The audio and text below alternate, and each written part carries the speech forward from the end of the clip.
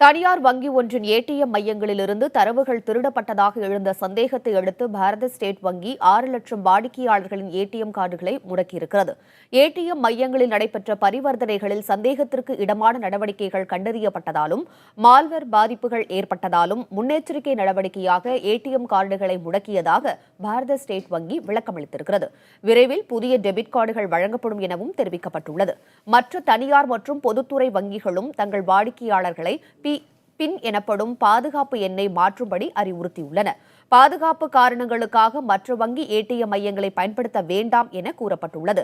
இதனிடையே தங்கள் ஏடிஎம் மையங்களில் தகவல் திருடப்பட்டதற்கான ஆதாரங்கள் இல்லை என எஸ் பேங்க் தெரிவித்திருக்கிறது.